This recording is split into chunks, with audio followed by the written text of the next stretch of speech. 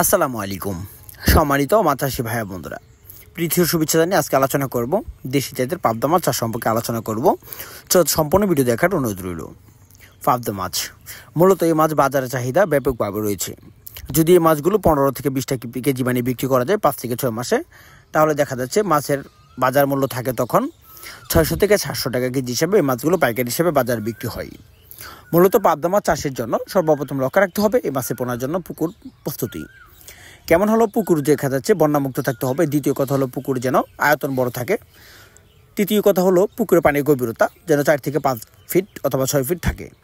চতুর্থ কথা হলো এই যে পুকুরে যেন রোদ্র আবহাওয়া পড়তে পারে এমন একটা পুকুর নির্বাচন করতে হবে মাছের চাষের জন্য। পাবদা মাছের পোনা যা এককভাবে যদি কোনো চাষি চাষ করে সেক্ষেত্রে প্রতি শতাংশে 500 থেকে 600 পিস এমন একটা পুকুরে চাষ করতে হবে, যে পুকুরে রোদ্র আবহাওয়া ঠিকমতো বা আলো বাতাস সুন্দরভাবে তো পড়তে পারে এরকম একটা পুকুর নির্বাচন করতে হবে। তো প্রতি শতাংশে পাবদা মাছের পোনা যদি এককভাবে থেকে মিক্সভাবে মাছের পোনাগুলো কালচা করে থাকে সেই ক্ষেত্রে কালচা করে করতে পারে প্রতি শতাংশে, যা 150 থেকে 200 পিস রুই মৃগেল কাপ জাতীয় মাছের সাথে চাষ করতে পারে। তো দেশি জাতীয় পাবদা মাছের পোনা এখন যে মাছগুলো দেখতে পাচ্ছেন আপনার ভিডিওতে, এগুলো হলো 1 কেজিতে 400 থেকে 500 পিস 1 কেজিতে দেশি জাতীয় পাবদা মাছের পোনা।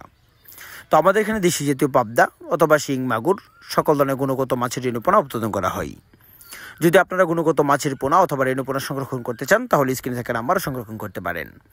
আমাদের এখান থেকে সারা বাংলাদেশের যে কোনো স্থানে সকল ধরনের মাছের রেণু পোনা 12 থেকে 14 ঘন্টার ভিতরে হোম ডেলিভারির মাধ্যমে বিক্রয় করা হয়।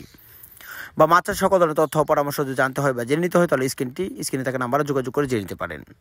যদি আমাদের চ্যানেলটি কারো ভালো লাগে থাকে লাইক কমেন্ট শেয়ার করবেন। এরকম নিত্য নতুন ভিডিও পেতে আমাদের চ্যানেলের পাশে থাকবেন। তো দেখা হবে একটি ভিডিওতে। সে পর্যন্ত সকলে ভালো থাকেন। খোদা হাফেজ। আসসালামু আলাইকুম।